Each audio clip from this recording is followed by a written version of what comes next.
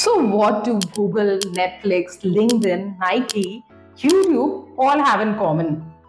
Well, they were all born from the minds at one single place, which is Stanford University. Located right in the heart of Silicon Valley, Stanford isn't just a university, it's an innovation powerhouse. Why do I say so? Well, this is an institute with more than 6,600 inventions, 3,000 patents, and 400 plus startups. What will you call such an institution if not a powerhouse? So, if you're dreaming of a PhD from this world class institution for 2027 intake, then keep watching this video till the end. So today I'm going to break down the entire admission process, the eligibility, the funding that covers everything, and even the step-by-step formula for your application.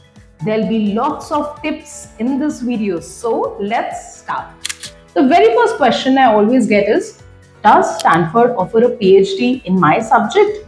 The answer is almost certainly yes. Why? Whether you are in engineering, management, humanities, or arts, Stanford covers all subjects from aeronautics to bioengineering to religious studies and even theatre. I am putting the entire full list on the screen. Pause the video and watch it carefully and see if your department is there.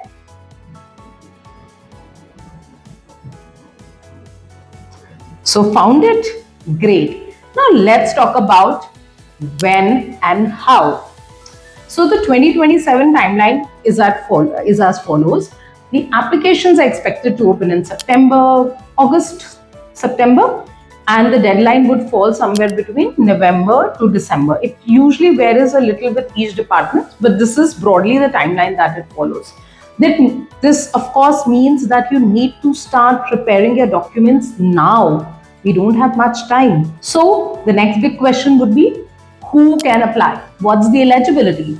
So Stanford has a centralized admission system similar to how IITs work in India. But here's the catch. The department is always the king. While the university has general rules, each department can make those rules much tougher. Generally, you need a 4 years of bachelor's or a master's degree from a recognized institution.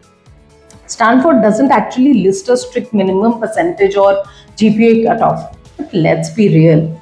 This is the top 1% of the world. They want to stray a strong academic background. Before you apply, please visit your specific department page. They might have a hidden requirement that main portal doesn't show. So now let's move and talk about the backbone of your application, the documents that you would require. And the first and the most important document is Statement of Purpose, SOP. So here's a PhD mentor tip for you. At an Ivy League level like Stanford, a generic SOP like a one-way ticket to rejection. They don't want a summary of your life. They want to see your real research DNA. So one tip, most departments give specific prompts, answer them directly. And also, if your work does not align with the faculty, then it is definitely you're not going to be shortlisted. Next would be your CV, and then comes your letters of recommendation. So again, here's a tip. Choose at least 3 people who can recommend you, and those people who know you very well and not just know you because you were starting there. They should know you clearly so that they can recommend you properly. Okay, moving to the next section, GRE and English proficiency, which is $1 million question. Do you need a GRE score? So it depends. The management department usually wants it. The education department does not. So cross-check with your department first. What about the English language test? Well, if you studied in English for the last couple of years, you might get a waiver. But for many of you, you'll need a TOEFL or IELTS test score. And coming to the next section, we are going to discuss about funding. So funding for most Stanford PhDs are fully funded. This means the university covers your tuition, gives you a living stipend, which is quite substantial in fact. It also gives you health insurance. Usually this is guaranteed for 5 years. You likely work as a research assistant or a teaching assistant, and these are just jobs. They pay the bills. They are a core part of your training also. Just imagine you are getting paid to become an expert.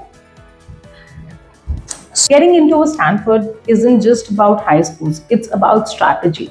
It's about showing them that you belong to the room with the world's top researchers. Most students fail because they focus on the degrees and ignore the positioning. Don't be that student. At ZPDC, we specialize in this exact hand holding approach. From mentoring you to identify your research niche to perfecting that SOP and CV, we make sure you apply with total clarity, confidence, and preparation. If you are ready to take the leap to Stanford or any global university, let's connect over WhatsApp. Don't forget to like and subscribe for more deep dives into the world of PhD.